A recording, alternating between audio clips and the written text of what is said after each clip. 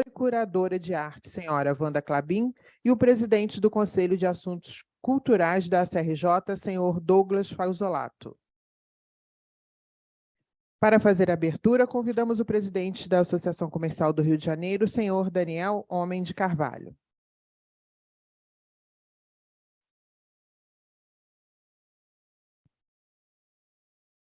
Boa tarde a todos. Lembrar que nós estamos também gravando para o nosso canal do YouTube. Isso vai ficar na rede.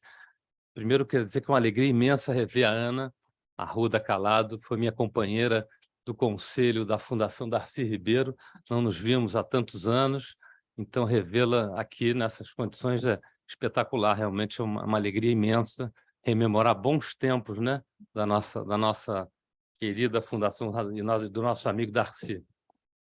Fernanda Lopes, nossa curadora, a Wanda Clabin, Douglas, eu acho que essa exposição e essa série de eventos que a gente está fazendo em torno da... Esqueci da minha professora de Império Otomano, fez a pesquisa para o livro da Ana, Monique Sorrachev está aqui também, obrigado por você ter vindo. Eu e a Monique dividimos uma grande paixão, que é Istambul. Volta e meia nós trocamos impressões das nossas idas a Istambul. Obrigado por você ter vindo, venha sempre.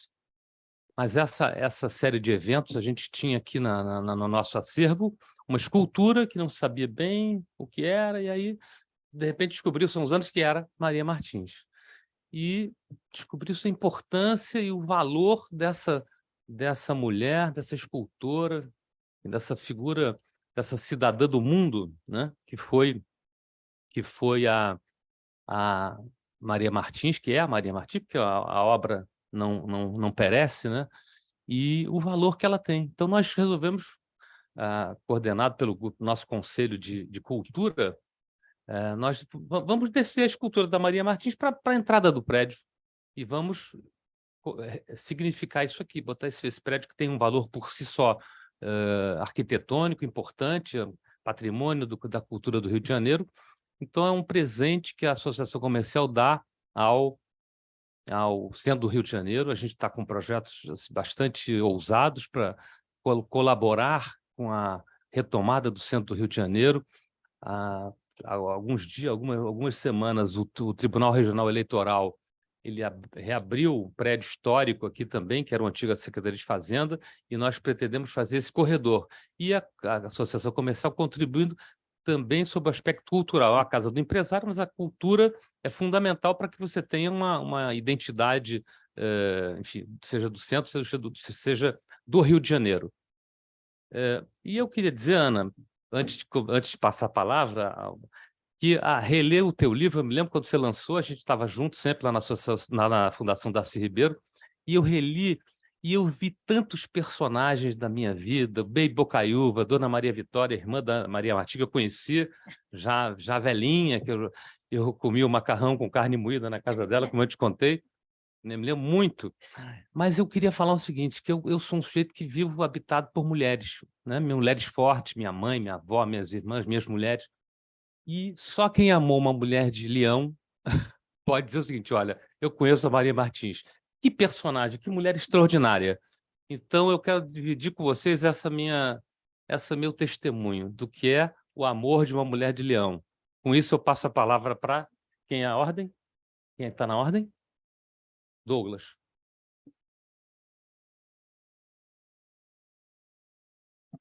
Boa tarde. Agradecemos a presença de vocês, cumprimentando a Ana Calado, no qual eu estive no lançamento desse livro, me trazendo aproximações com as lembranças de minha naturalidade, tal qual o pai da Maria Martins, vizinhos de fazenda, a fazenda do Cafezal, em Juiz de Fora, ela bisneta da Antônia Luísa Horta Barbosa, que também era uma mulher fenomenal, que, viúva, se dedicou a dar a melhor formação para os seus filhos, que depois se tornaram homens importantes, mulheres importantes, então tinha sempre essa admiração mútua da família. Mas, independente disso, dessas relações pessoais, Maria Martins é uma mulher fundamental na arte brasileira. ela é referencial aos estudos da arte moderna brasileira. Então, nós não poderíamos deixar de lembrar. Nesse processo de revalorização, a Ana deu um passo efetivo com a publicação da biografia em 2004, e, ao longo do tempo, nós tivemos um processo de revalorização da Maria Martins, do qual a Associação Comercial do Rio de Janeiro não podia ficar ausente. E, a partir desse processo de revalorização da associação comercial, do seu prédio, dos elementos artísticos integrados, do seu acervo formado ao longo de décadas e do seu valor simbólico, pensamos nesse processo de trabalhar a partir da Maria Martins. Por quê? No dia 26 de março, a Associação Comercial do Rio de Janeiro foi a única instituição a lembrar dos 50 anos de morte de Maria Martins. Você não viu? E, no dia 27, aqui fez 67 anos que ela apresentou esta obra ao público. Ela veio pessoalmente e, em vez de se autoelogiar, ela, para os convidados, lembrou da qualidade dos funcionários de uma antiga fundição, a Fundição Zani, dizendo que eles eram tão bons ou melhores que o que elas conheceu em Paris. Então, no momento lá, ela estava dividindo as honras da obra com a equipe de trabalho que apoiou. Essa obra foi criada no seu ateliê em Petrópolis, onde ela preparou uma outra obra que está na fachada da Maison de France e estava em processo de criação para sua grande exposição em 56, no mesmo ano, no Museu de Arte Moderna, que ela ajudou a fundar, a criar. Então, mas para isso, nós recorremos aos nossos conselheiros, o apoio de nossos conselheiros.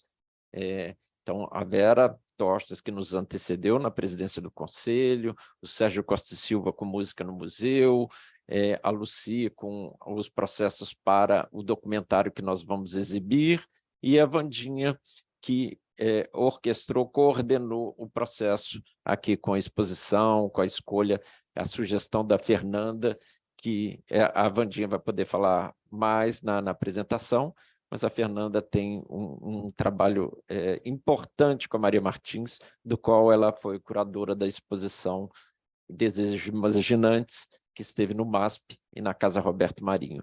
Então, nós estamos aqui hoje para conhecer um pouco com essas duas pessoas que têm muito a nos contar sobre Maria Martins. E é isso. Então, muito obrigado. Passar a palavra à Wanda Clabin, mediadora.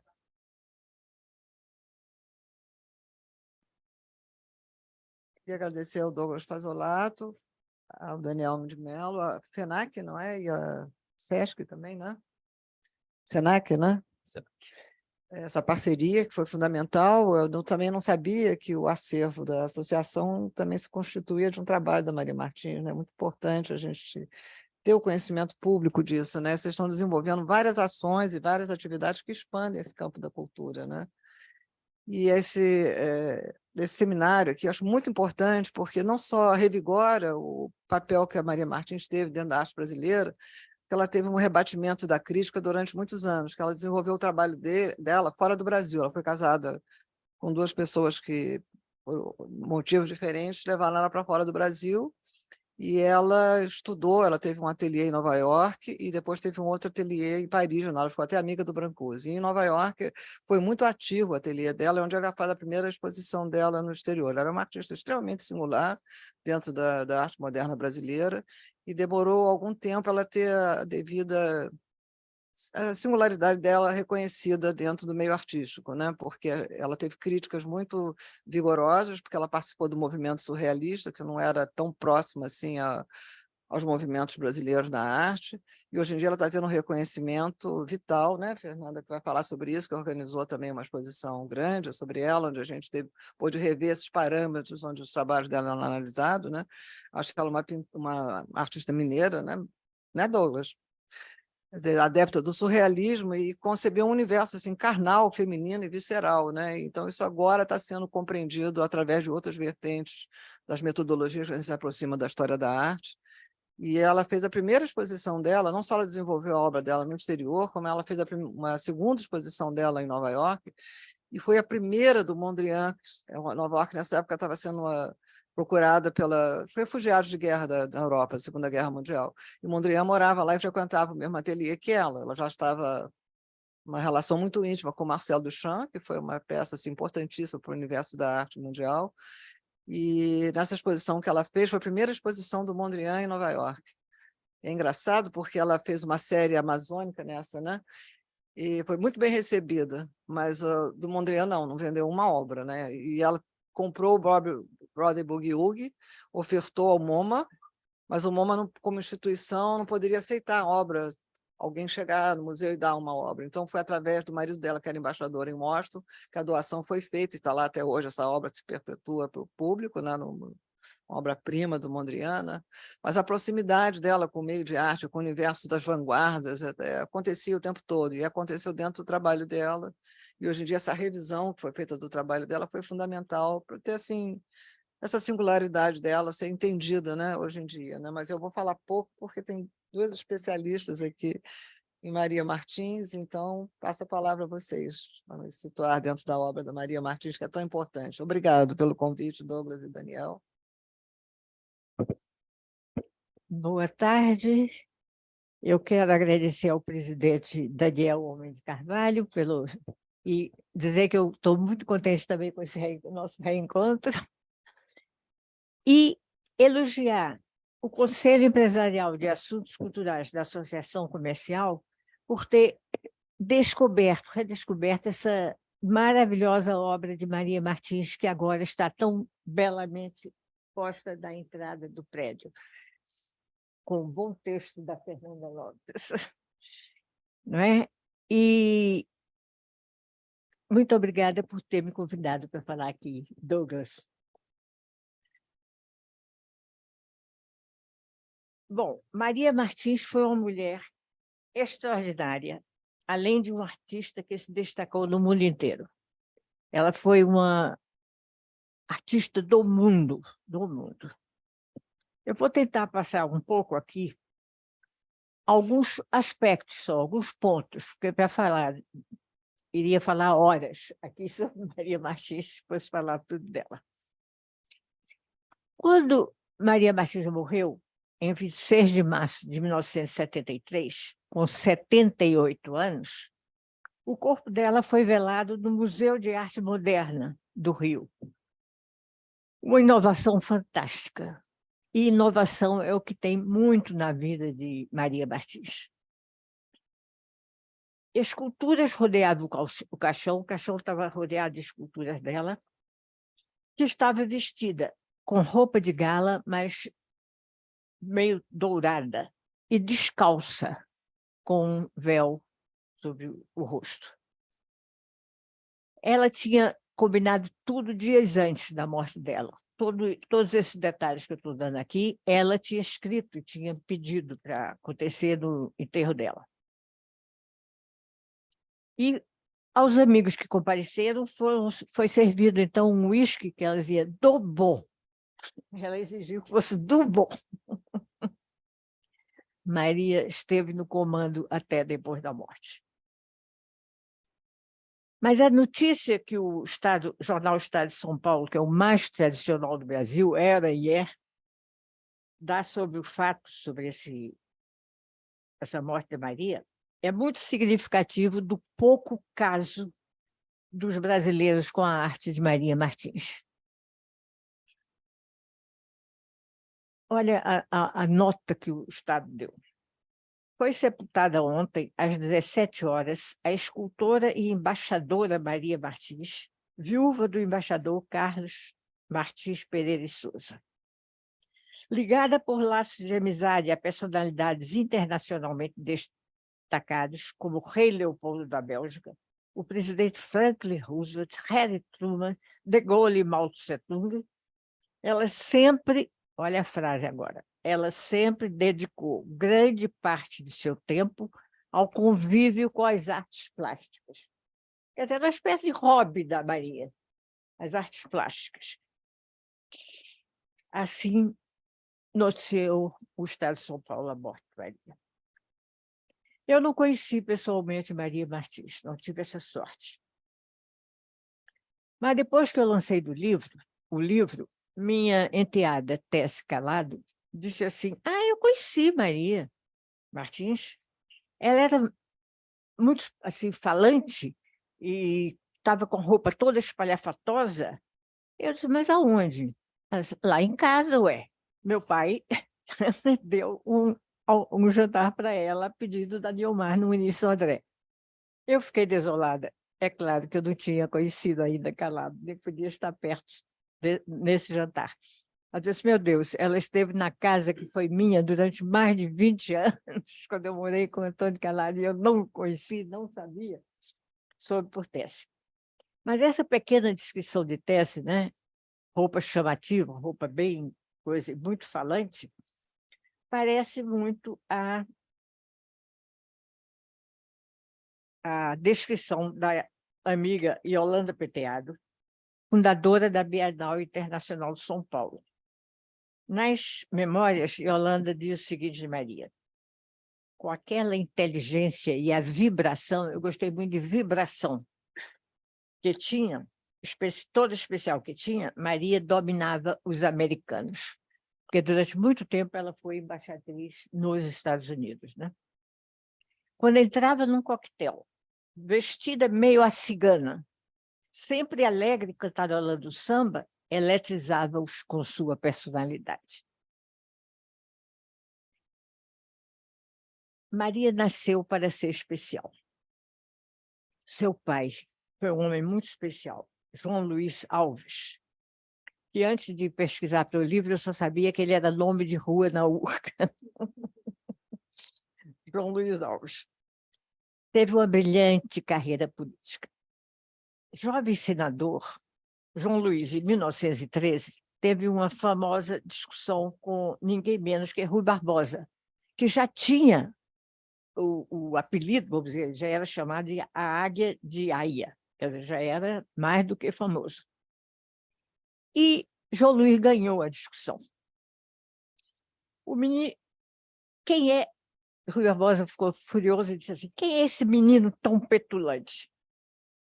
O menino petulante, João Luiz, cujo avô fora ministro da Justiça do Império, já havia sido prefeito de campanha, deputado estadual e deputado federal.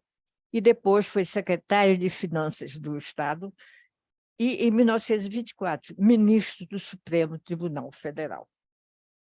Em 1923, foi eleito para a Academia Brasileira de Letras. Esse é o pai de Maria, com quem ela tinha uma ligação muito forte, muito forte. Mas há um detalhe que eu gostei de registrar, é que o registro de nascimento, registro de nascimento de Maria, em agosto de 1894, foi assinado também por Euclides da Cunha, que, chegando à campanha como engenheiro de obras, tornou-se grande amigo de João Luiz, o pai da Maria. Mais tarde, tendo publicado Os Sertões, a sua obra-prima, que levou à Academia Brasileira de Letras, Euclides morre de maneira bastante sabido, né? De maneira trágica, assassinado pelo amante de sua mulher, que era campeão de tiro e muito mais jovem do que ele. E do que Ana, a mulher, a Saninha, como eles chamavam, das conversas com João Luiz em campanha. A Saninha participava, quer dizer, o João Luiz conheceu muito a Saninha, mulher do Euclides. Bom, apesar de todo esse entorno, o pai, o Euclides assinando, tudo mais, Maria tirou campanha da sua vida. Apagou os 6 anos que tinha morado lá e declarou sempre que tinha nascido em 1900. Não mencionava sua cidade natal nunca. Eu acho que essa coisa de dizer que nasceu em 1900 era já uma marca da Bahia, porque fica chique nascer com o século, né?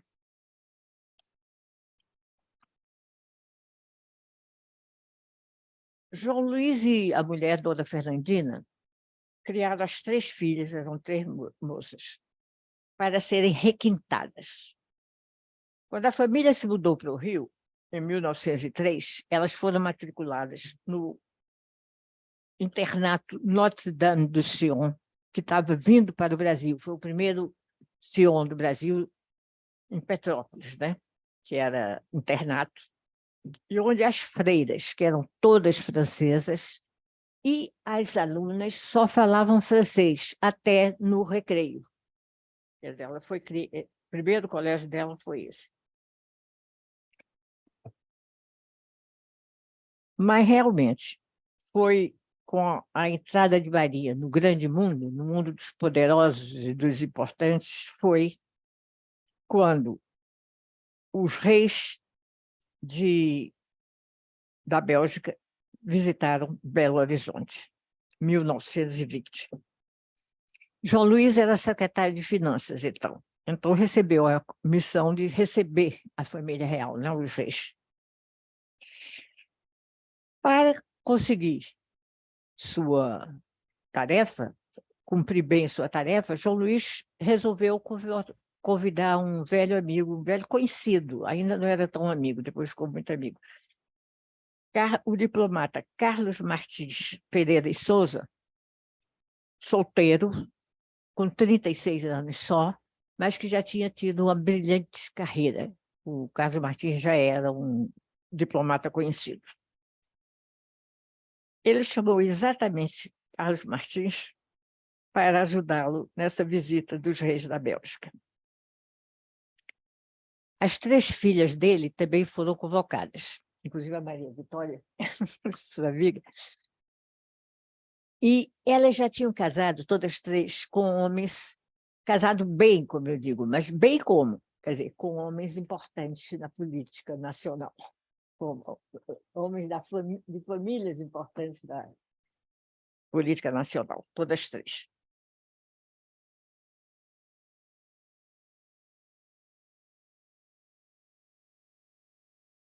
Maria de Lourdes já havia se casado também, em 1915, com um casamento foi concorridíssimo na igreja da Glória do Largo do Machado.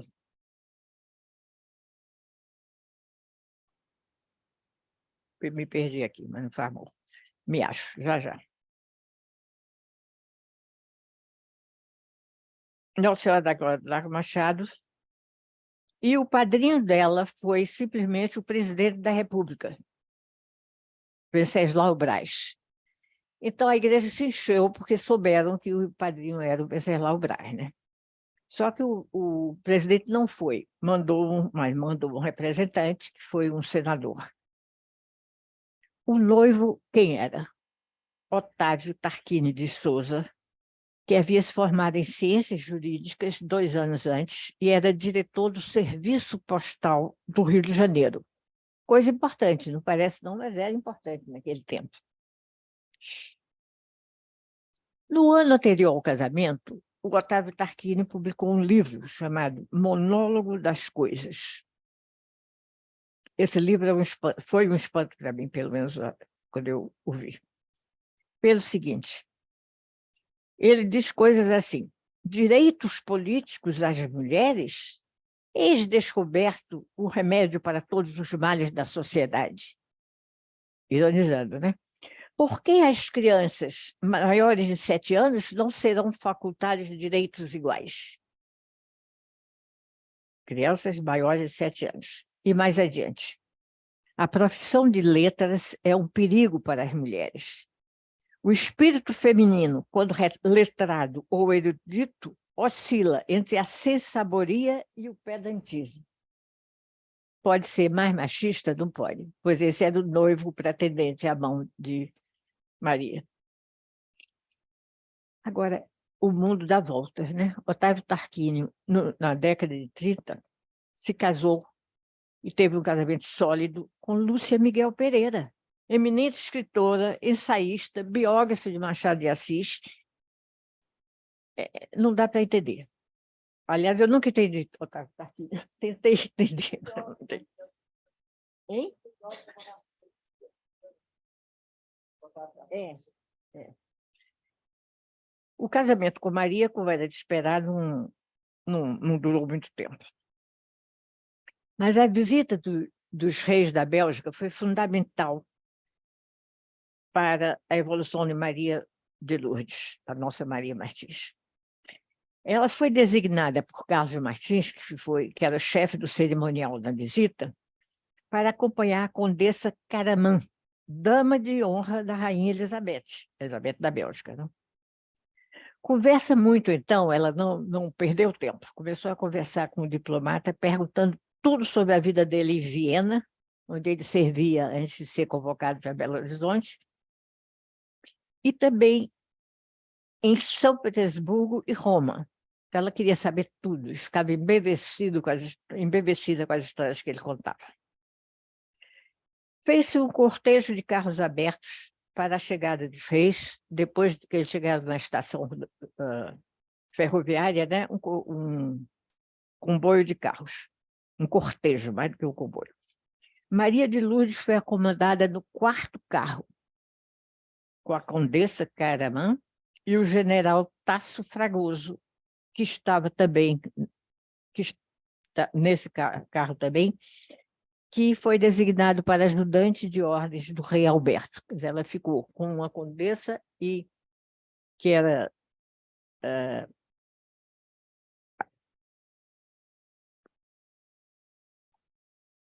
ligada à rainha e com o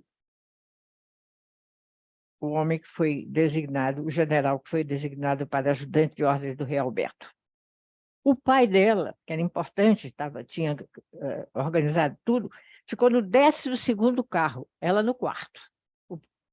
E o marido, Otávio Tarquínio, não está no cortejo e continua ausente todo o tempo da visita dos reis. Não aparece mais o Otávio Tarquínio.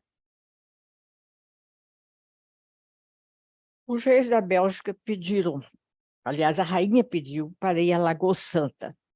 Lagoa Santa é onde o Peter Lund, né, o dinamarquês, descobriu os fósseis muito antigos, que mudou toda a paleontologia, né? Tem o homem da Lagoa Santa. Foi a rainha, ela era muito interessada em ciência, pediu para ir à Lagoa Santa, e foram toda a comitiva. Depois foram às minas de Morro Velho. Lá nas minas, só os homens, os cavalheiros, é que desceram dos carros. As mulheres visitaram a Vila dos Engenheiros e Operários.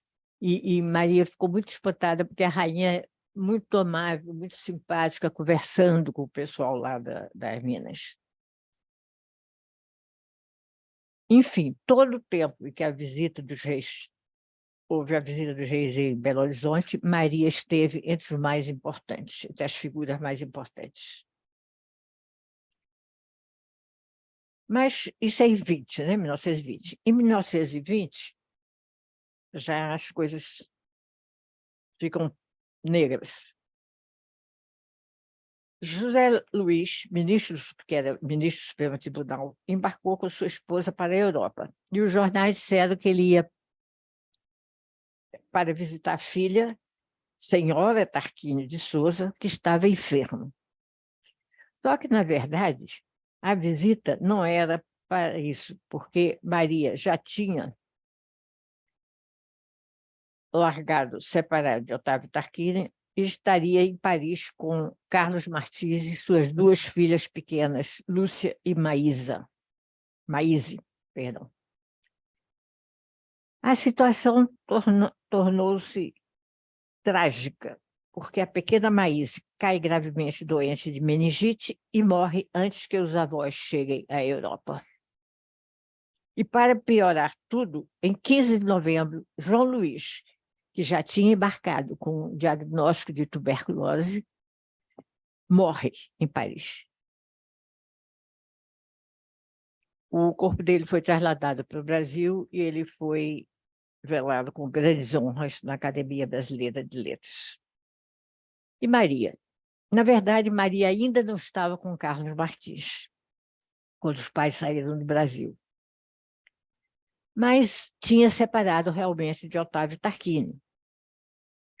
Por quê? Porque tinha tido um caso com ninguém menos que Benito Mussolini. Eu acho isso quase cômico. Em 1924, Maria e Otávio Tarquínio ainda, né? Tinham ido à Itália porque ele havia sido incluído na delegação brasileira à Conferência Internacional de Imigração e Imigração, a se realizar em Roma. No encontro dos participantes da conferência com Mussolini, que já tinha se proclamado Il Duce, estava já que estava. Ele se encantou com a brasileira e logo um caso amoroso se inicia entre os dois. Maria era rápida, né? Em seguida, ela larga Otávio e vai com as duas filhas, Lúcia e Maíse, para Paris. O pai, ainda do Rio de Janeiro, pede justamente a quem? A Carlos Martins, então servindo em Londres, para aconselhá-la. Então é que ele vai para Paris, onde reencontra Maria, fugida de Otávio e de Mussolini. No ano seguinte, os dois, Maria e Carlos, assumem a união que durou até o fim da vida de Carlos. O casamento só se torna oficial em 1960, com a morte de Otávio Tarquínio. Mas viveram juntos e como marido e mulher a vida toda.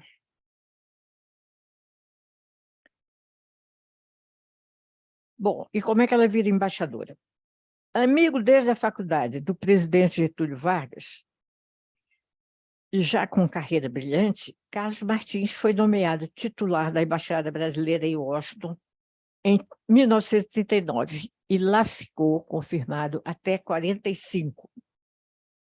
Depois, o presidente Dutra, quando Getúlio foi deposto, ou melhor, saiu do governo, até 48. Quer dizer, ele foi embaixador em Washington de 39 a 48. E ele e Maria fizeram uma festa em Washington. Eles recebiam, Maria adorava receber, e o Carlos Martins também gostava muito de festa. Recebiam todo mundo que era importante, todo mundo oficial dos Estados Unidos ia lá para a casa da embaixada para os jantares que eles faziam. E quem animava esses jantares, muitas vezes, era o senador Harry Truman, que substituiu o presidente Roosevelt, né? O presidente então era Roosevelt. Os cronistas sociais de Washington elogiavam muito a hospitalidade brasileira, falando da exuberância de Maria. Eu gosto muito dessa exuberância. E elogiavam o refinamento do embaixador, que providenciava os melhores vinhos e a melhor cozinha para seus convidados. Carlos e Maria Martins fazem muito sucesso também em Nova York, isso em Washington, mas depois em Nova York, onde se estabelece depois que o embaixador convencera para agradar a mulher, fascinada com a cidade, então centro da arte mundial, Getúlio Vargas. Então o Carlos Martins diz a Getúlio, não, a Embaixada do Brasil não pode ficar só em Washington, tem que ficar também, tem que ter uma sede também em Nova York. E lá foi Maria alugar um apartamento da Park Avenue e lá recebia os amigos e os artistas mais em evidência, de Picasso a Marcel Duchamp. Quem estava em evidência em Nova York ia lá para o apartamento de Maria. Ela lá trabalhava também, ela lá fez um ateliê, né?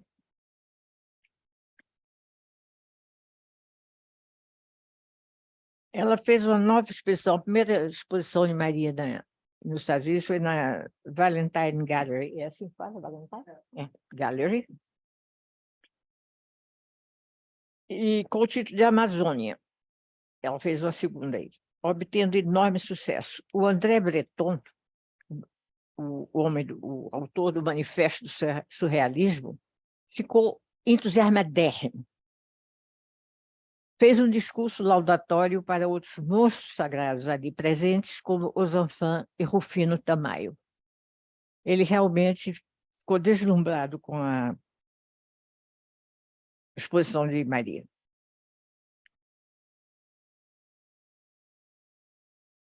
Outro aspecto de Maria é o seguinte: quando já estava morando no Brasil, com a aposentadoria do marido em 1949, Maria fez 2 viagens importantes: à China, que resultou em um livro, e à Índia.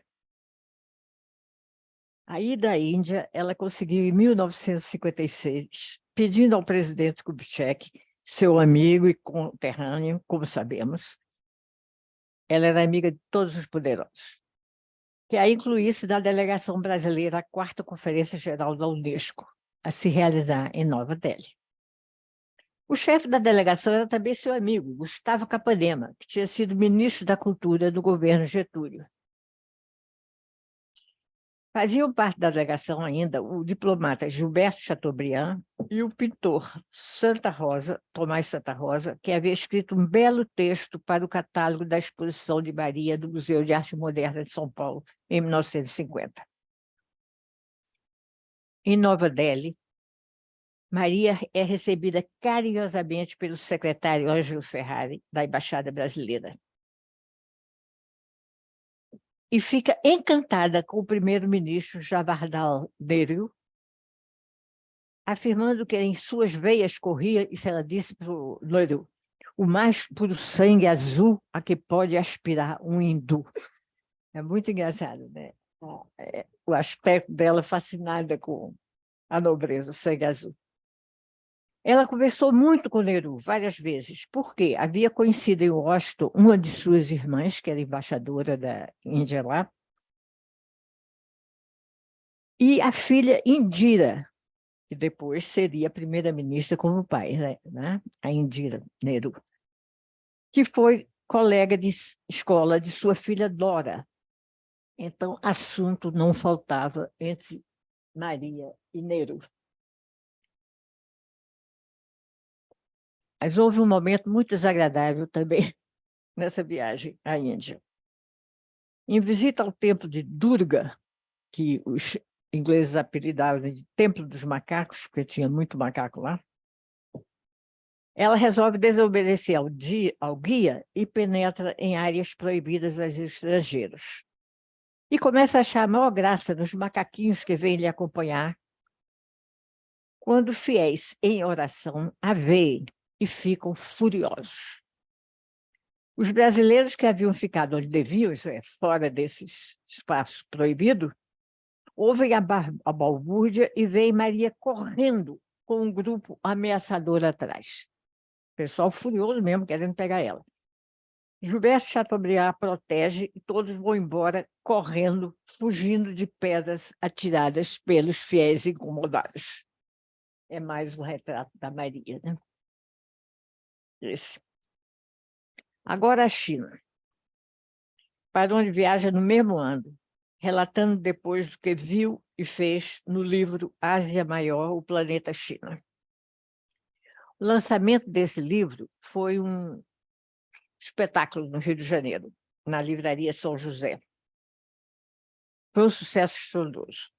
Oswaldo Aranha fez o prefácio, ou melhor, ele não escreveu o prefácio, ele escreveu à guisa de prefácio uma carta para Maria, dizendo, é muito boa a apreciação do Oswaldo Aranha, tu viajas para sentir.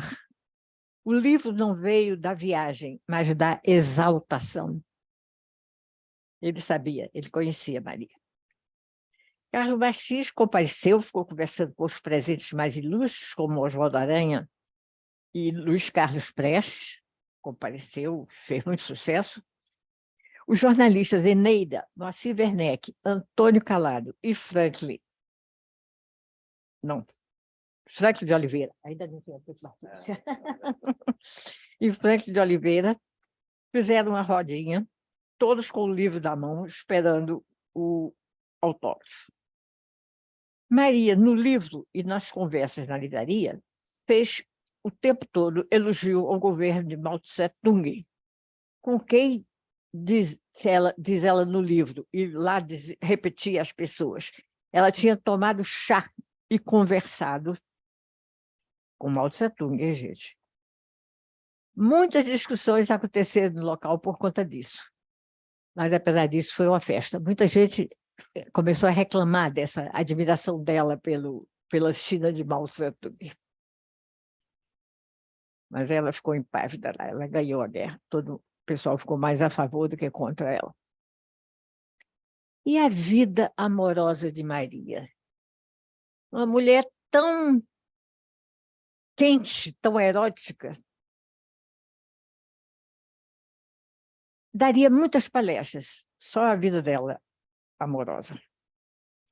Mas eu achei que não valia a pena, nem no meu livro, muito menos aqui, ficar contando a história pelo buraco da fechadura, né?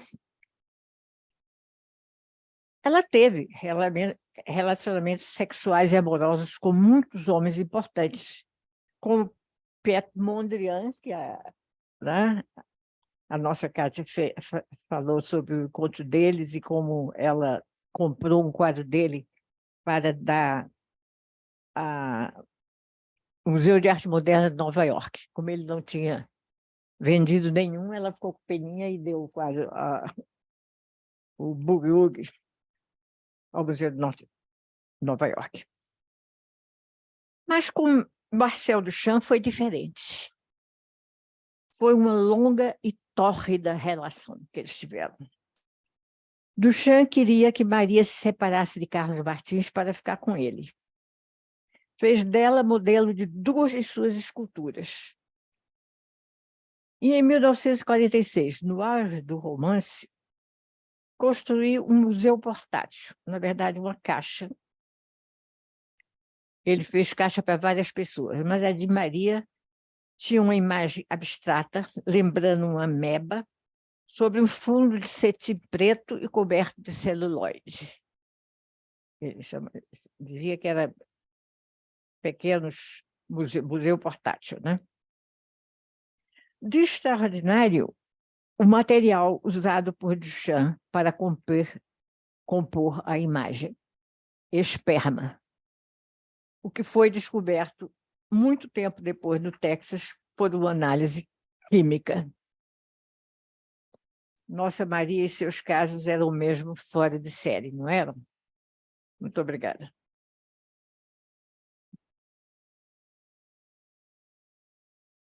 Muito bom. Eu acho que desse resumo do teu livro, Ana, eu acho que ele fez a ela a maior dedicatória que um homem pode fazer a uma mulher. Nossa Senhora dos Desejos. É de uma beleza essa homenagem à Maria. Achei assim, eu guardei porque já tô, mas talvez eu possa usar um dia, né? Nossa Senhora dos Desejos. É uma homenagem que, não é, Vera? Uma mulher recebe, deve ficar baqueada. Fernanda, a palavra. Ah, Wanda. Tinha uma pulseira de balangandã, e que um dia um dos netos resolveu abrir uma dos balangandãs e tinha um cabelo ruivo, e chegar na conclusão que era o cabelo do Duchamp. Tinha uma foto do Duchamp em um dos balangandãs e no outro tinha um pedaço de fecho de cabelos que era dele, né? E ele escreveu para ela, né? Ela veio embora para o Brasil, ele continuou apaixonado. Ele continuou, não, ele ficou vidrado. Quando ele soube que ela e Carlos embora, iam sair de lá, ele percebeu que estava apaixonado e ficou. Ele escreve uma coisa muito curiosa. Ele fala assim: eu estou escrevendo cartas muito longas para você. Eu acho que o motivo de você não me responder é porque o carteiro talvez esteja achando minhas cartas muito pesadas. Foi um caso tórrido mesmo. Foi importante também para a arte, né? Aparece no filme. Ela veio dos trópicos, né? Que aquele artista inglês Richard Hamilton fez uma exposição dele e ela se viu que ela foi retratada com as partes públicas, né? Vamos dizer assim, com a cera derretida, né? E ela apareceu, ela não sabia que isso ia ser mostrado em Londres, né? Está no filme, Maria dos Trópicos. Né? Vai passar aqui, né? O filme, né? Vai, Fernanda.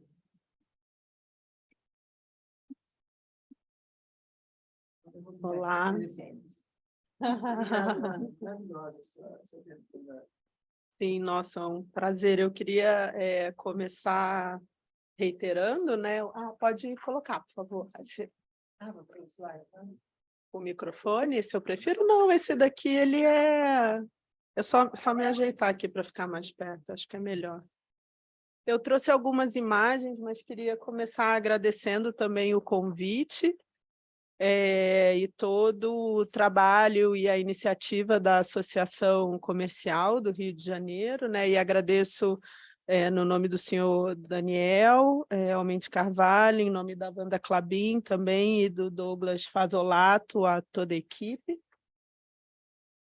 Eu acho que com a luz que a gente tem está ok para ver, né? Se vocês acharem que em algo eu procurei as imagens com a melhor resolução. Vamos ver se funciona. Queria agradecer também a oportunidade de estar aqui ouvindo a Ana, que esse livro foi e continua sendo fundamental para mim. Acho que, como vocês devem ter percebido na fala dela, a personalidade da Maria é muito forte, ela informa muito do trabalho, né, e da trajetória dela, e o livro da Ana é uma experiência incrível nesse sentido, então, para quem não conhece, eu recomendo muitíssimo. Ana, deixa eu ver a capa do livro, só para mostrar para todo mundo. Ó.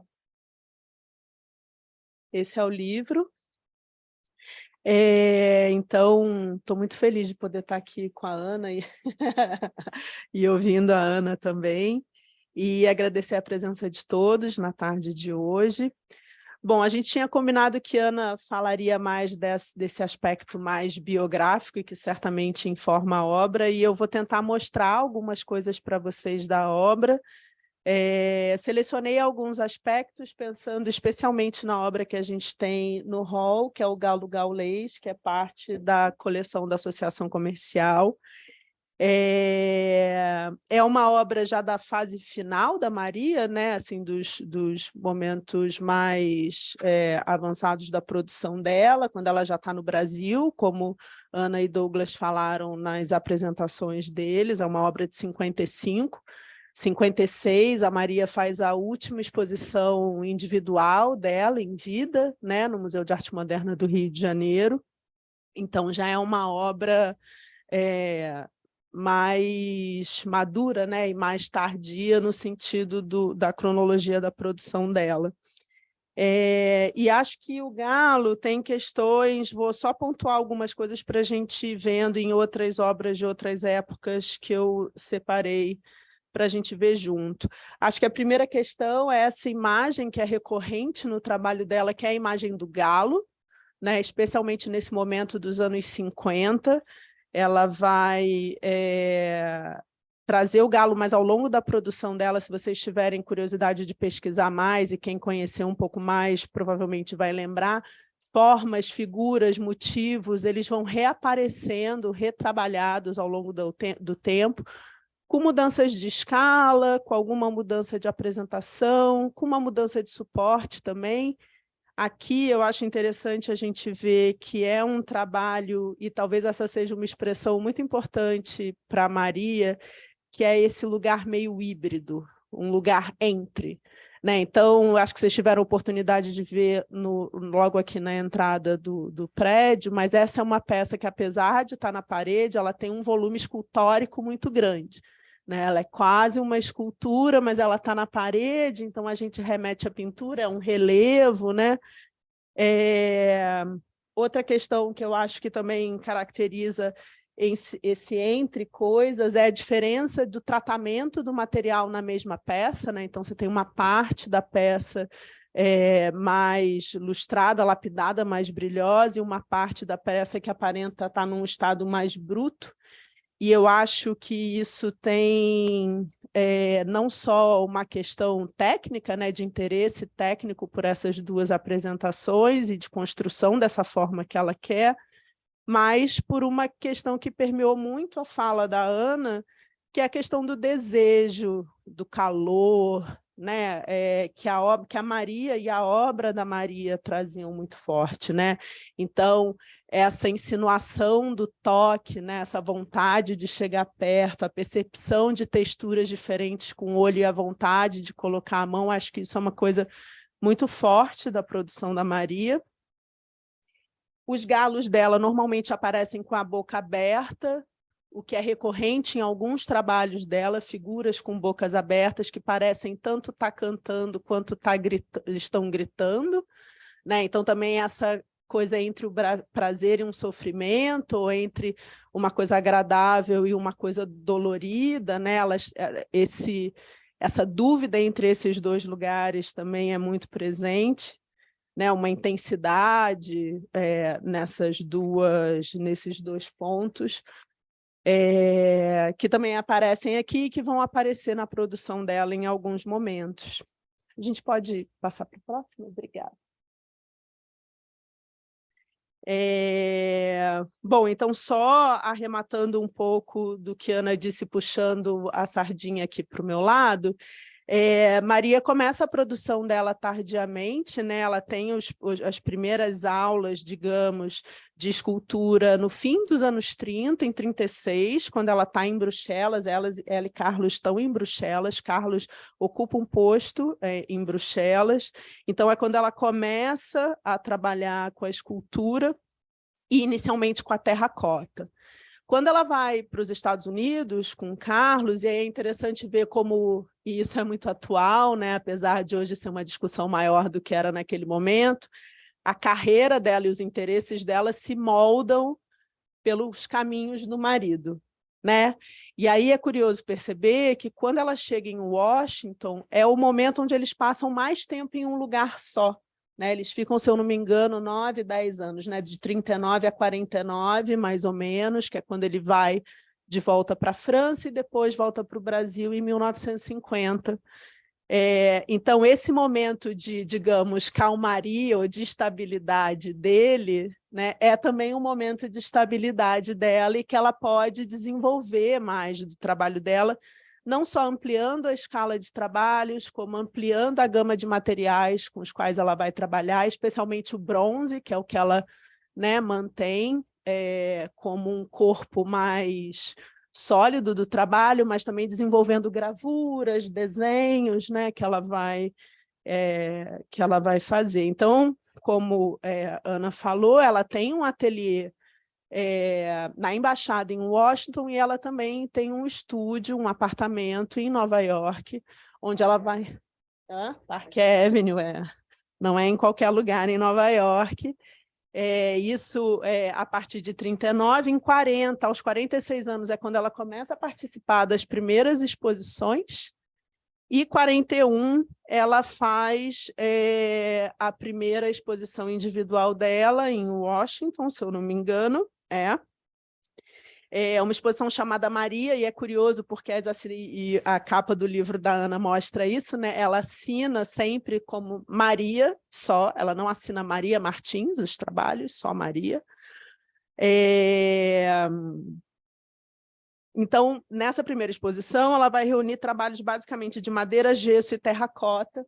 Um desses trabalhos é esse Cristo, de 41, que é o ano da exposição, é uma peça feita em jacarandá, de 2,40 de altura, por isso eu coloquei a foto do lado para a gente ter uma noção de escala, que eu acho que é importante para o trabalho dela. E o Rockefeller adquire e doa essa peça para o MoMA. Então, o livro da Ana fala disso, e isso é de fato uma coisa importante na trajetória da Maria.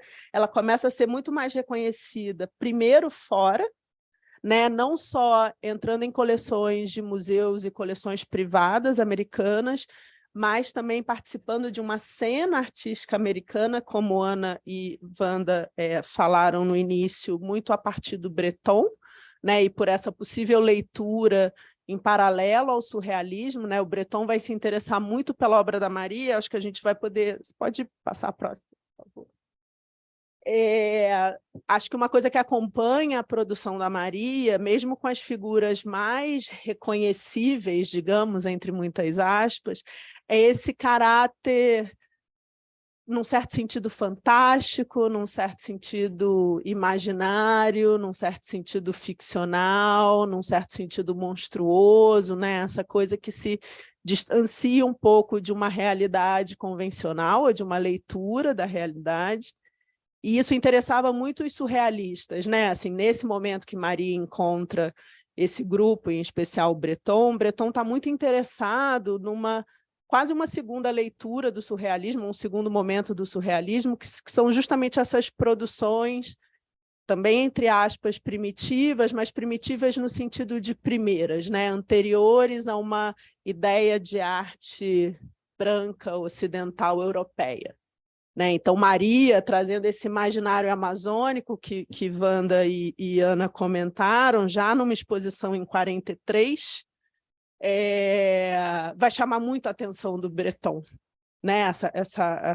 Esse imaginário da Amazônia, de mitologias amazônicas de origem indígena, também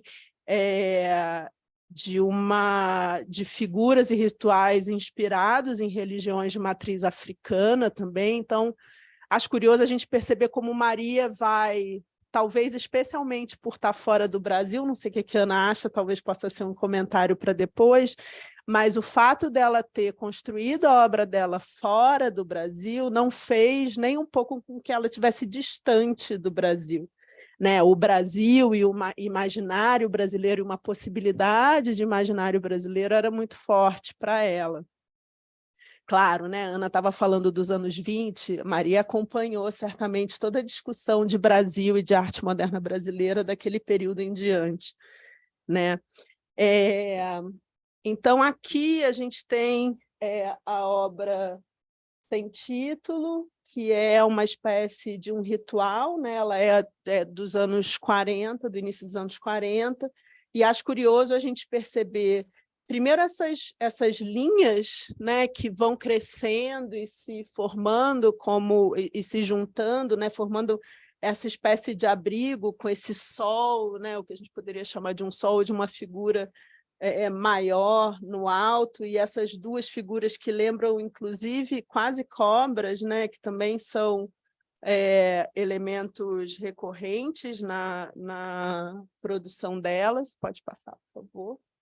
Aqui a gente tem uma Iemanjá, que estava nessa exposição de 43, e aí vou pedir para vocês prestarem atenção nas coleções que estão indicadas nas legendas, porque quase toda a coleção foi doada ou adquirida para museus americanos. Então, essa está em Detroit, vai ter, obviamente, em Nova York, como a gente falou, vai ter na Filadélfia. Então, uma série de museus americanos vão receber ou adquirir essas obras nas suas coleções. Pode passar, por favor. Aqui a gente tem Iaci, também uma figura e uma imagem amazônica, né? E aí acho curioso também pontuar como ela vai revisitar essa mitologia, mas sempre tendo a figura feminina como ponto central do discurso, que eu acho muito curioso. E são sempre essas figuras meio humanas, que têm as formas que se desdobram como se fosse uma espécie de planta, né? Uma trepadeira, uma planta que também ganha um pouco de vida própria e vai ganhando corpo, né? Pode passar, por favor. Essa obra não estava nessa exposição, ela é de 46, mas eu trouxe ela para dentro desse contexto, porque ela chama Como uma Liana, e lianas são essas plantas meio trepadeiras que vão ganhando corpo e caminho. Então, só para a gente ver como estão presentes, né, num contexto amazônico, mas elas seguem depois na produção da Maria, dando forma a esses seres meio fantásticos, meio monstruosos, que vão acompanhar o resto da produção dela. Na imagem, infelizmente, não dá para ver, mas recomendo, depois, se vocês puderem acessar outros livros, acho que inclusive o da Ana, muitas dessas figuras têm a boca aberta, com uma língua saindo que se parte em duas, como se fosse um bicho, as mãos que lembram garras, pés que lembram garras, esses seios têm como se fossem unhas, assim, garras para cima também. Então, é um desejo que morde, né? Assim, tem uma frase no documentário que vai estar sendo exibido aqui na Associação Comercial, que vale muito a pena ver, que é isso, é um desejo que queima, né? Não é o que se espera de um desejo feminino naquele momento, né? Comportado. Pode passar, por favor. Aqui a gente tem a Amazônia, que é uma das esculturas que estava em 43, e aí aqui eu chamo a atenção para além dessa figura feminina, essa cobra, que aparece aos pés dela. Então essas vegetações que vão ganhando forma, aos poucos também vão virando serpentes, que também percorrem muito o trabalho dela. E aí, é claro, acho que a gente pode imaginar o imaginário que envolve uma serpente, né, que envolve garras. Então, acho que isso também, tentáculos, né, braços e dedos que se desdobram em tentáculos, que fazem parte do vocabulário dela, não só formal, mas dos interesses dela, né, a imagem do desejo, enfim. Pode passar, por favor. Se eu estiver indo rápido, vocês Mas a gente vai ter um tempinho para conversa depois das falas. Aqui a Cobra Grande, também de 43, e a Cobra Grande é a lenda dos rios amazônicos, né? Então ela vai trazer a imagem dessa cobra aqui, nesse sentido também, e ela está meio presa ou sustentada por essas duas estruturas laterais. Ao mesmo tempo você não sabe se ela está brigando contra aquilo ou se ela está tirando proveito daquilo para se levantar. Pode passar, por favor. E aí a gente vem para uma citação que eu estava falando no início, sobre a questão do canto e do som aparecerem muito na obra da Maria, né? Esse trabalho sem título, Canção Perdida, é uma peça de parede, como é o galo gaulês aqui da associação, mas ela também sai bastante do espaço. Essas duas parecem garras, né? Assim, elas saem, avançam bastante da parede. Algumas leituras falam não de garras, mas de uma boca aberta. E, obviamente, o próprio título falando da ideia de canção perdida, né? E aí acho que a gente pode voltar, se a gente pensar na mitologia amazônica, a imagem do boto, por exemplo, né? Que seduz e que envolve pelo som, pelo canto, né? Pode passar, por favor. Esse é o Irapuru, que é uma lenda, é uma ave da fauna brasileira, que fala de um homem que se transformou em pássaro para poder ficar com a mulher que amava. Então, também essas lendas que têm a dimensão do canto e do som como um elemento importante. E aí, de novo, a gente vê essas formas que tremulam, né? Maria tem frases muito interessantes sobre o interesse dela pelo movimento, e acho que as esculturas dela, né, essas formas irregulares, fazem sempre alusão a essa ideia de movimento. E o Irapuru, ele interessou não só Maria, mas, por exemplo, o Heitor Villa-Lobos também, num balé que é feito em 17, a partir dessa lenda também. Desculpa, dessa mitologia. Aqui só para a gente ver não só esculturas ou peças tridimensionais, mas desenhos de Maria. Esse é um estudo para o Irapuru. Pode passar, por favor. Então, acho importante dizer uma observação. Ela, nessa exposição de 43, ela faz um álbum chamado Amazônia, por Maria, onde ela reúne imagens dos trabalhos apresentados nessa exposição e ela escreve sobre cada uma dessas figuras que ela está representando e trazendo para a exposição. Iemanjá, o Irapuru. Era isso que eu ia dizer. Ela nunca teve na Amazônia. Então, tudo isso que ela faz a partir de relatos e de pesquisas e de outras referências.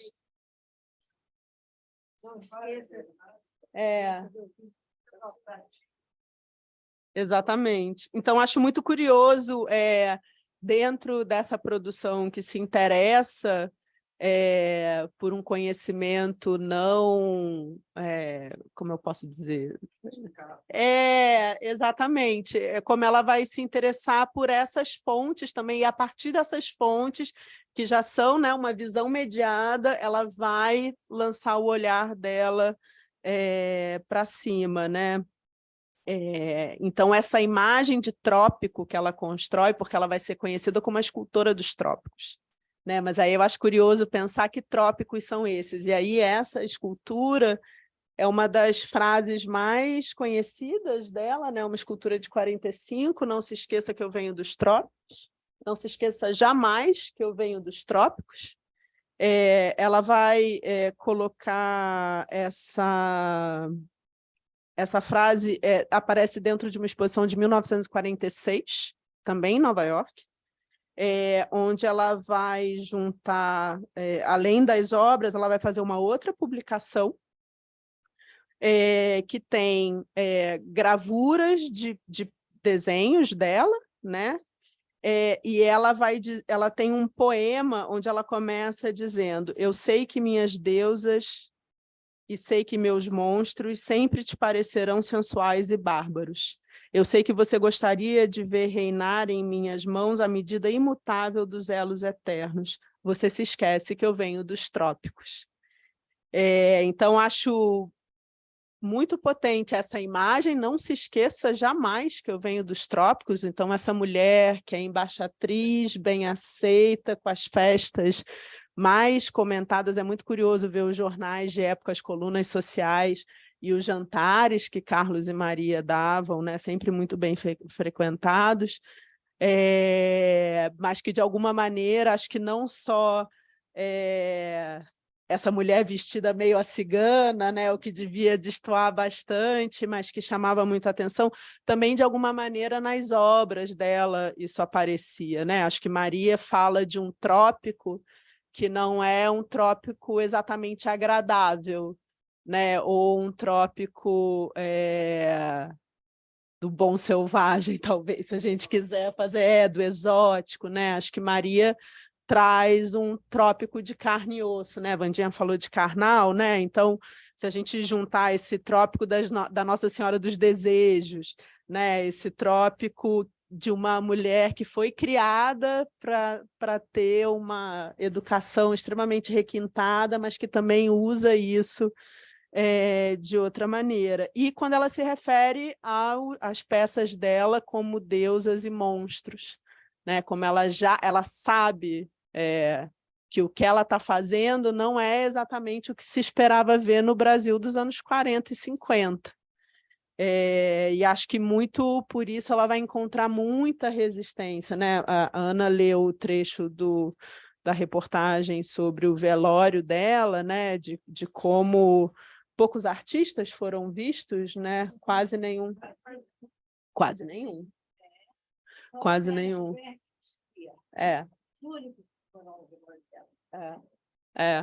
Ela era, durante todo o tempo, ela sempre foi reiteradamente tratada como embaixatriz, né? Mesmo quando ela era convidada para as exposições, as cartas se remetiam sempre a ela dessa maneira, nesse lugar. Então, acho que acho que tem aí um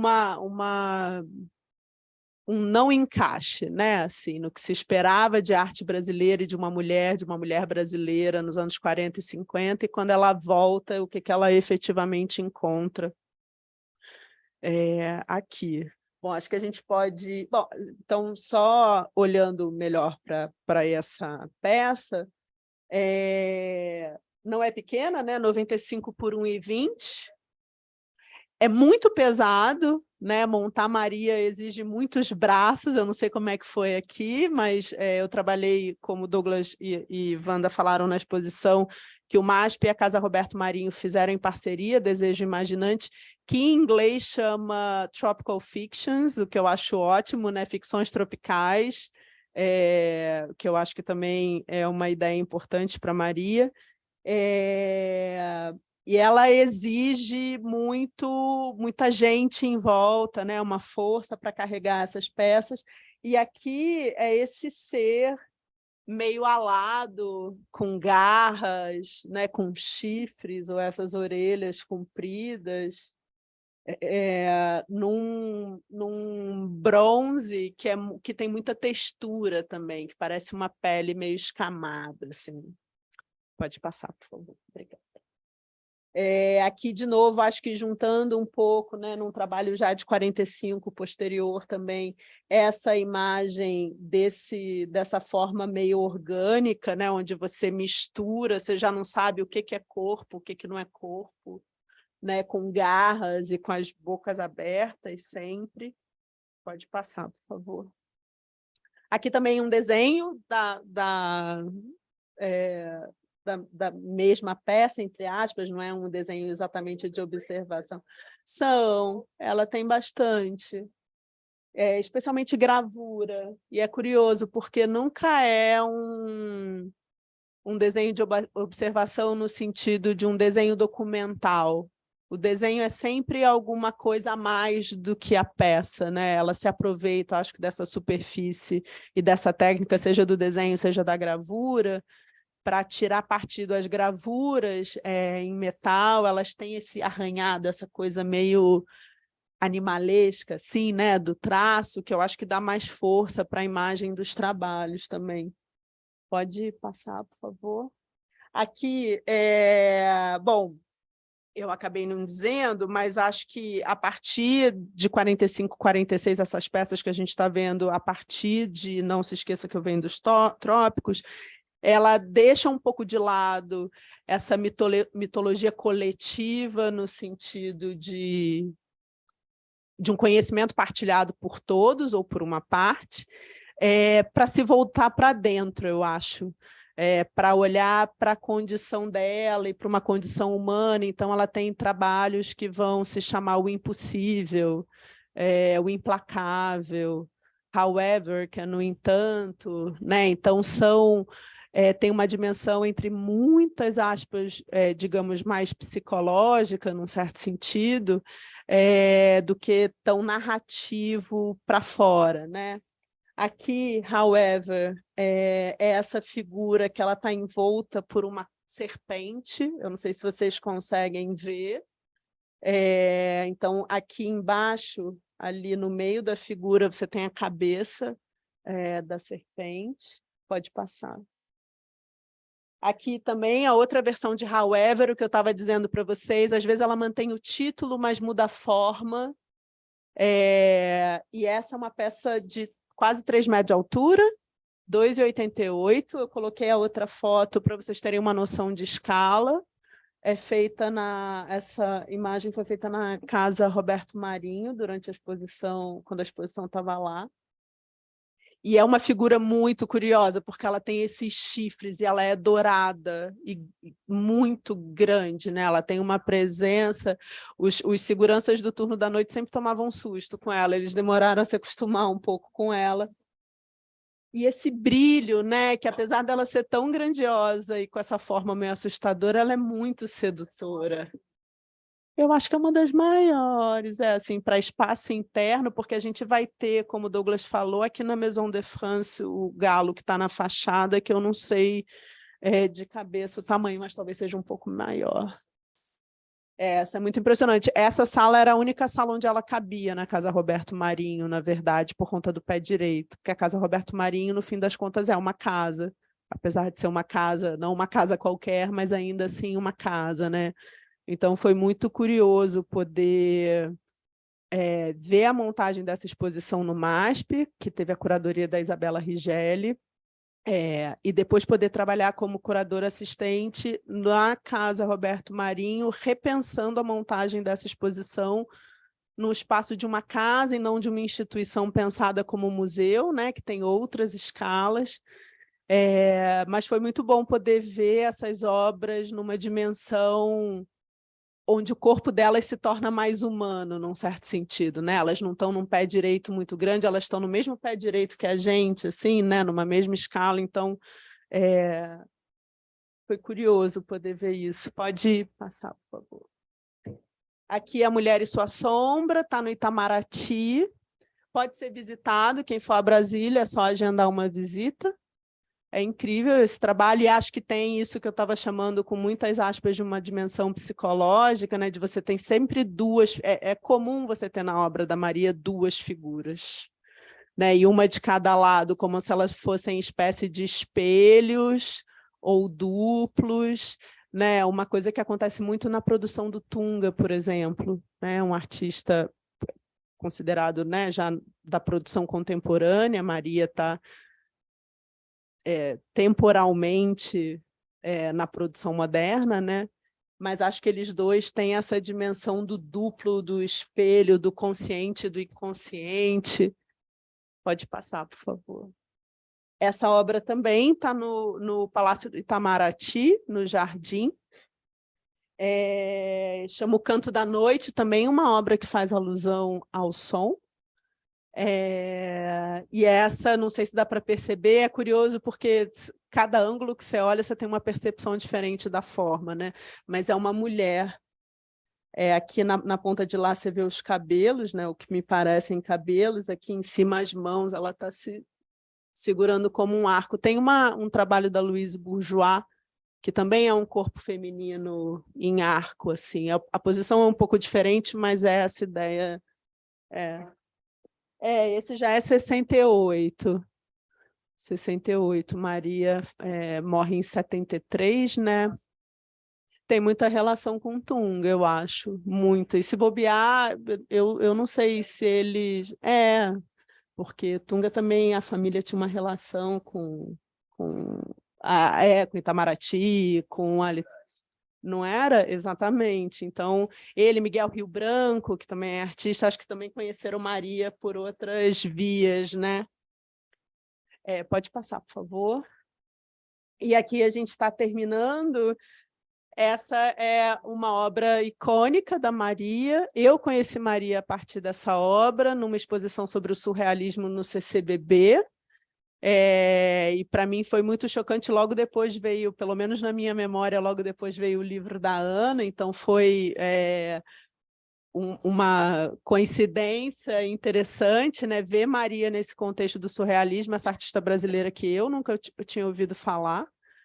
Depois eu fui trabalhar no MAN, e essa peça é da coleção do MAN, foi doado por ela.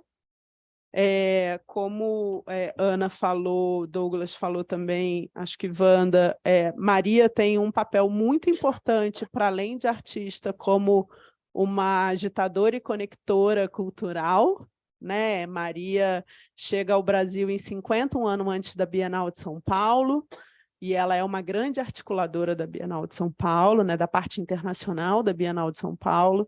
Maria também ajuda a formar a coleção do Museu de Arte Moderna do Rio de Janeiro, fundado no fim dos anos 40. Era muito amiga da Niomar Muniz Sodré, como já foi dito. Ela doa essa obra para a coleção do museu, que ela ajuda a formar. A coleção original do MAN é uma coleção de arte europeia, moderna, né? Então, era o que Maria circulava muito bem. E aqui o Impossível, eu acho que, bom, tem esse nome grandioso, e acho, imagina, claro, essas duas figuras, né? Uma, pelas imagens, acho que não dá para ver muito, mas uma figura claramente feminina, uma figura masculina, e elas estão nessa relação com esses dentes meio garras, né? E você tem uma tensão entre elas, mas é difícil dizer exatamente em que sentido, né? Essa obra do MAN é uma obra de base, feita numa... Ela até pode ficar no chão, mas, enfim, a escala dela permite uma base. Pode passar, por favor. Ela fez algumas versões desse trabalho, então aqui vocês podem ver que a figura mais alta não tem os braços, enquanto a anterior, se você puder voltar, a gente vê que tem. Então, as duas chamam o impossível, as duas são as mesmas duas figuras na mesma posição, mas elas têm pequenos, são os duplos de novo, os duplos, né, um de frente para o outro, e esse espaço entre que parece que está pulsando, né? Pode seguir, por favor. Essa é uma peça maior, ela tem quase 1,80 de altura, então ela fica no chão. Essa é da coleção do Itaú Cultural, pode passar. E para terminar, só essa foto da montagem aqui na Casa França, para vocês terem uma ideia de escala também. E aqui ela com os cobertores para proteger da movimentação, né? Mas ela é uma peça. A importância dela para a arte brasileira, porque ela estava um pouco afastada da crítica, né? Mas ela foi fundamental quando se pensou criar a Bienal Internacional em São Paulo e o Museu de Arte Moderna, como você falou. E ela era amiga de todos os artistas. Picasso fez uma exposição aqui no Brasil através dela, os artistas todos que vieram, convidados, foi através do intermédio dela, porque ela era amiga pessoal, não só do ateliê de Paris, como do ateliê de Nova York. Então foi muito importante para a arte brasileira o papel dela, como você falou, como conectora dos dois centros de vanguarda, né, artística. Eu acho que sim, acho que ela teve um papel importante em como inserir o Brasil dentro desse circuito, né? E de como trazer esse circuito para cá também, seja na coleção do MAN do Rio, seja nas bienais de São Paulo, né? Então, só queria finalizar, para quem tiver a oportunidade de ver o documentário, acho que tem duas frases ali que são muito importantes para definir Maria, né? O Mário Cravo Júnior vai falar que as obras dela tinham fome de espaço, que eu acho uma expressão muito potente, e o Miguel Rio Branco falou nesse documentário que as obras dela lidavam com uma sexualidade que mordia, que comia pedaços das pessoas. E o Breton vai falar da beleza dela, que era uma beleza convulsiva, senão não era beleza. Então, acho que Maria também, de alguma maneira, está num contexto onde se está falando de uma outra ideia de belo, né? Que não é aquele belo agradável, comportado, né? Então, uma outra noção de arte também. Só para finalizar, acho que é importante ressaltar isso que Wanda e Ana disseram. Maria volta para o Brasil nos anos 50, no início dos anos 50. Aqui o contexto como uma linha principal, né? O que estava sendo discutido como primeira linha era a abstração geométrica, né? Então pensem num contexto onde críticos e artistas estão trabalhando com abstração geométrica, cores primárias, né? Uma relação com a indústria e essas peças chegando, né? Assim, então a exposição dela no MAN, que foi a última grande exposição individual dela, foi bastante criticada, né? A Ana fala isso no livro dela, como ela está satisfeita com a exposição, mas ela tem receio da resposta que a exposição vai ter. Mário Pedrosa é um dos críticos que vai escrever muito fortemente, não vou dizer contra, mas com ressalvas à produção dela, né? Ele fala de uma artista cheia de ideias como um problema, né? Então é curioso perceber como ele também, Ana falou de uma frase no início onde caracterizava a produção dela como um hobby, e é nesse sentido que Mário também vai chamar a atenção de alguns aspectos do trabalho dela. Então, acho que essa recuperação de Maria nos últimos anos, né, com o livro da Ana Calado, com a pesquisa da Graça Ramos, com as exposições da Verônica, da Isabela, no MASP e no MAN de São Paulo, são trabalhos importantes para recuperar a imagem dessa mulher do embaixador, como ela era chamada muitas vezes, né, e trazer o nome dela, a importância dela e olhar para a obra dela de volta para a cena, né? E uma discussão muito atual, eu acho. É isso, obrigada.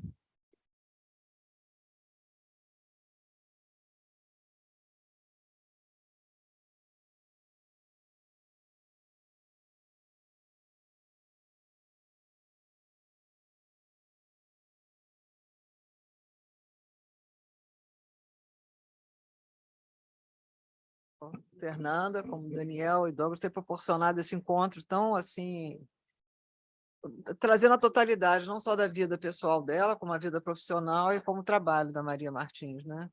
Eu só vou acrescentar uma coisa: a importância dela na vida do Marcel Duchamp foi tão grande que ele foi convidado como curador do Philadelphia Museum.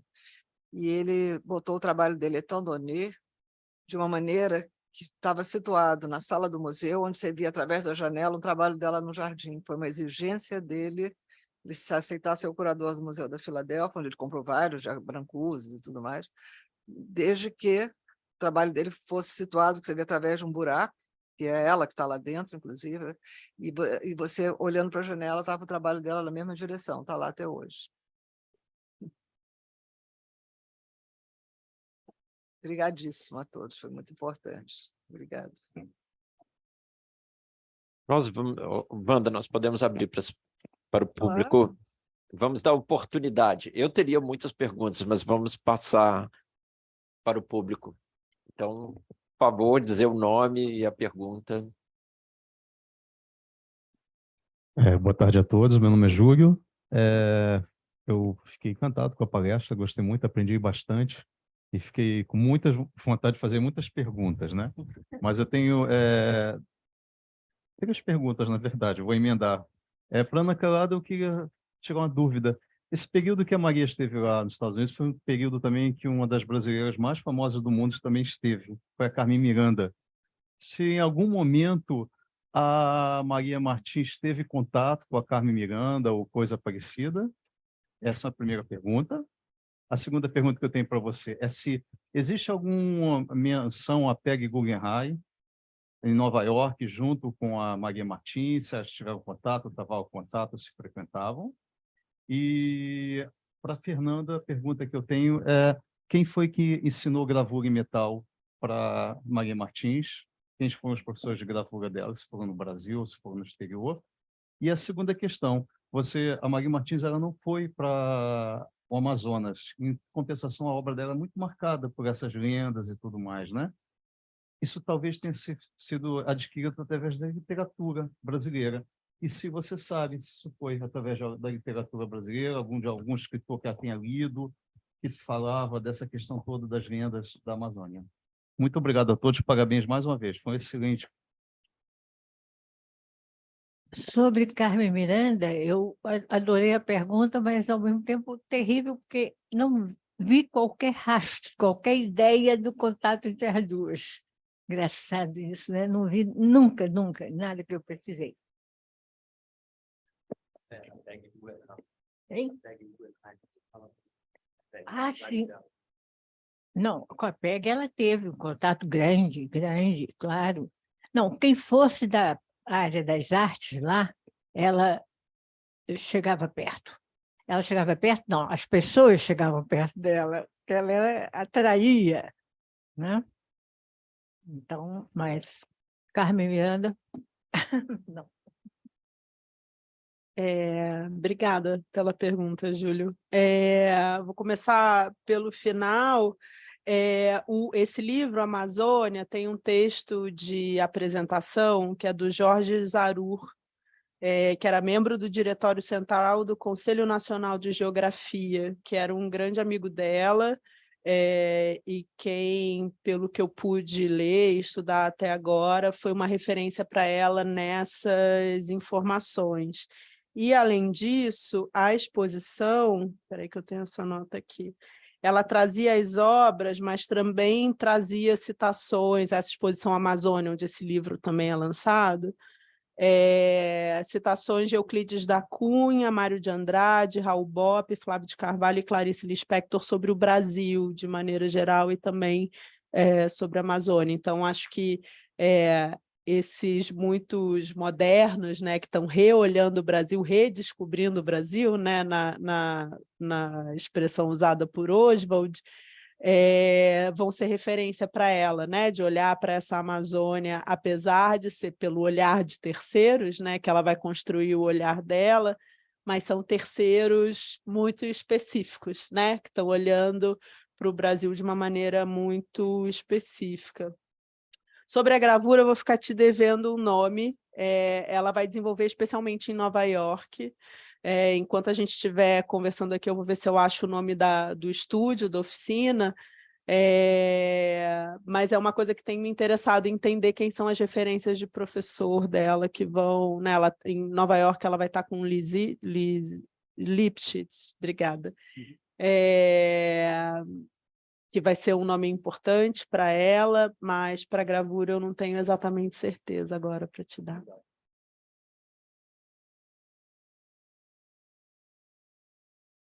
Mais alguma pergunta?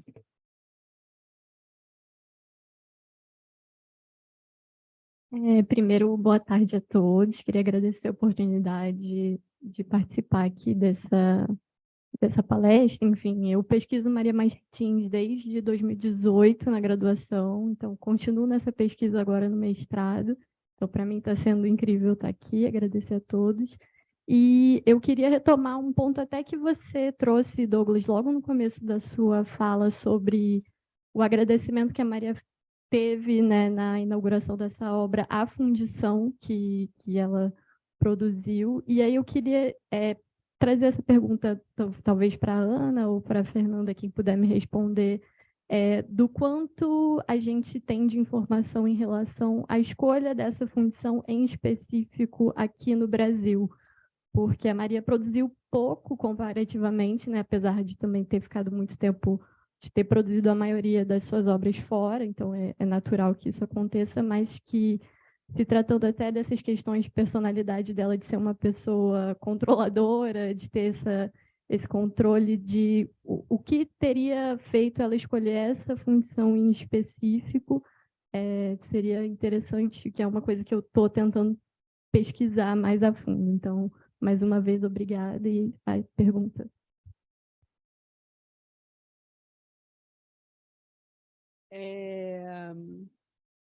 Obrigada pela pergunta também. Que bom ter gente pesquisando Maria, né?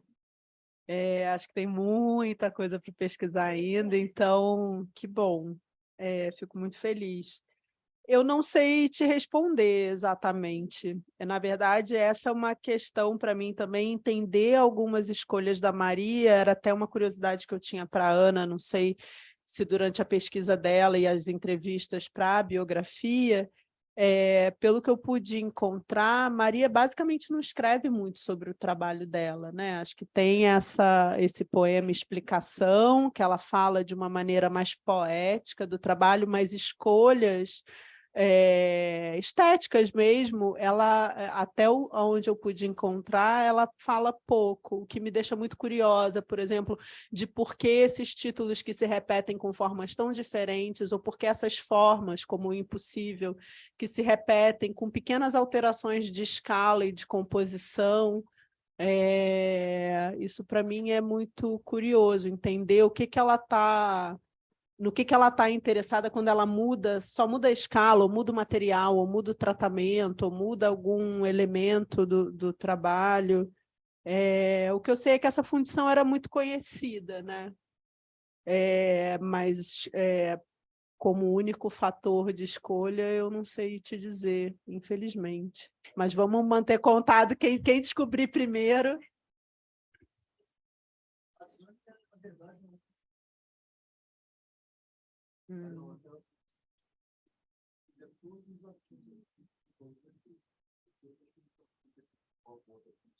Em São Paulo já na segunda metade do século XX, mas todo mundo fazia na Zane, todos os artistas da Escola de Belas Artes, quando saíram de lá, né, trabalhavam lá. É por isso que ela escolheu, porque era a melhor que tinha. Era só por isso que era a melhor mesmo, não tinha nada parecido com eles.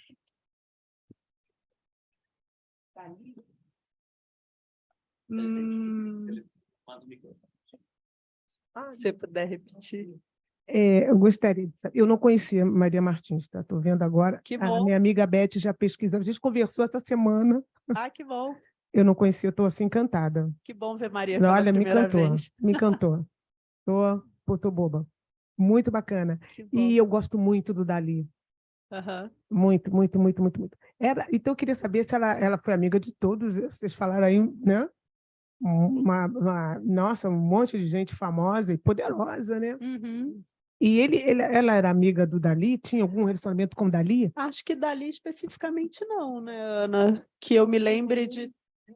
Não, mas, enfim, esse grupo de europeus, como Wanda falou, né, vindos da Segunda Guerra da Europa para os Estados Unidos, que se reuniam em torno da PEG, né, aí voltando à pergunta do Júlio, né, mas o Dalí especificamente não, que eu tenha lido. Talvez em Paris, mas...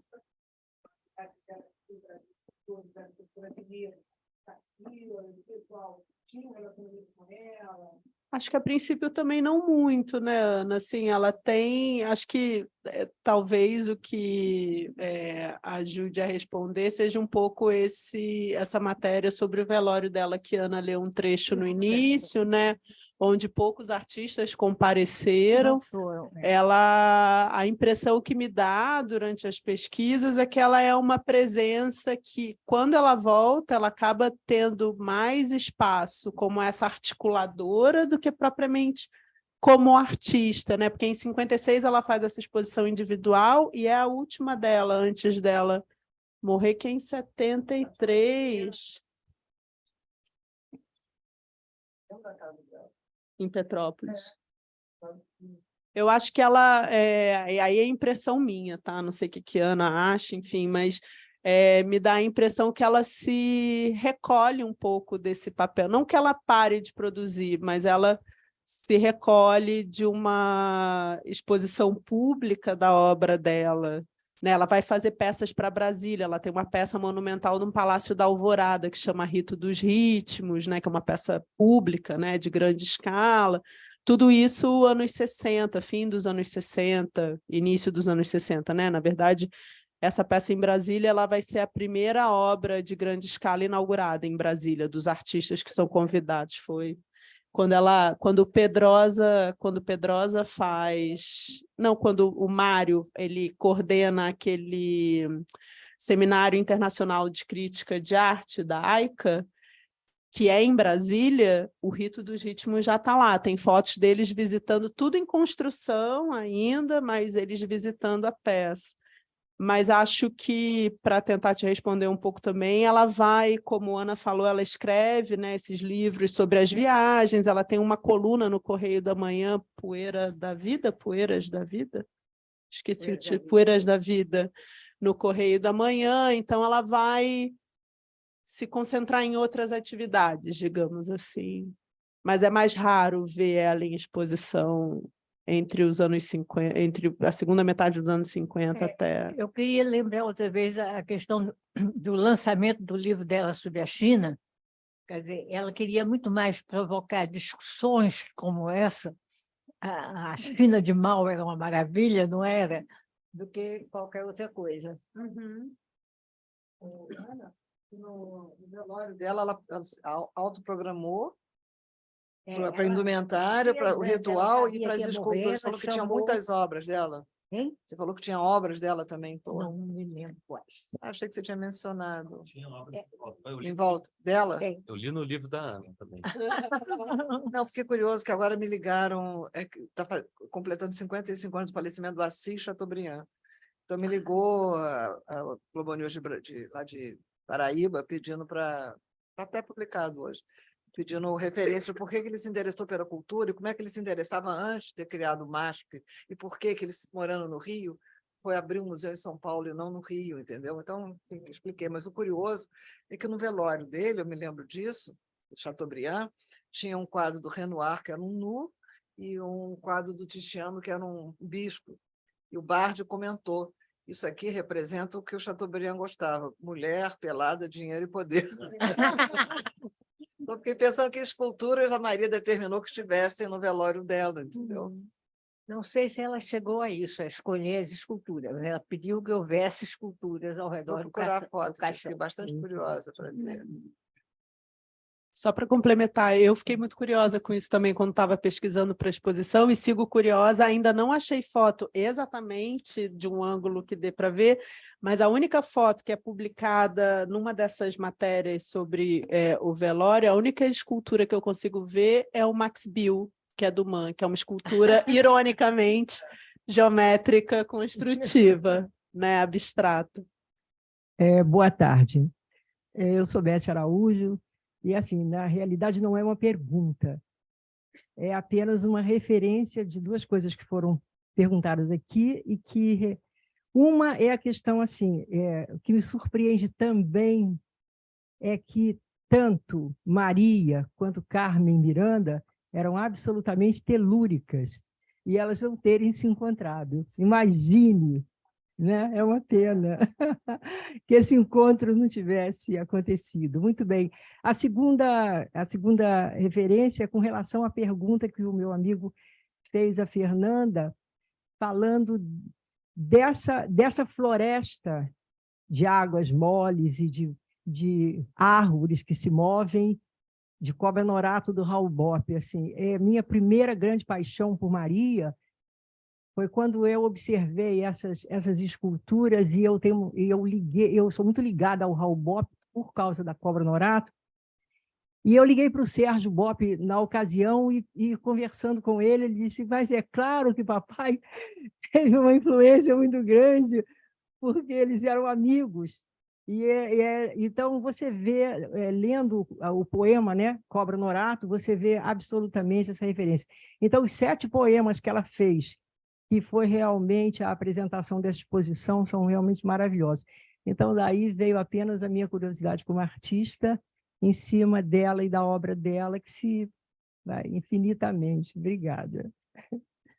Obrigada a você. Boa tarde. Mais alguma pergunta? Então, vou fazer uma provocação aqui. Talvez a Fernanda, Vandinha, todos possam contextualizar. Maria Martins, a Fernanda já falou durante a palestra, uma parte expressiva da sua produção estão nos museus americanos. Hoje nós temos poucos museus no Brasil, né? Muito da obra dela no Brasil está em coleções particulares. E, curiosamente, a gente vai fazer uma provocação à Wanda. A Wanda está numa comissão para escolha de obras a serem implantadas pela Prefeitura do Rio de Janeiro, no ambiente urbano. E se alguém, até provocando isso, não seria o caso até de pensar uma reprodução ou doação, porque uma das obras se perdeu, né? Recuperado o centro histórico através de esculturas contemporâneas de artistas vivos. Desenvolvidos agora. Mas isso num outro patamar de pensar a valorização. Acho que o processo de qualquer pessoa é o ato de lembrar. É como a associação está cumprindo um papel que deveria ser da cultura, e a cultura se esqueceu. Eu concordo, o Globo não fez, a Folha de São Paulo, nada, o Estadão, nada. A única instituição brasileira que se lembrou nos 50 anos foi a Associação Comercial.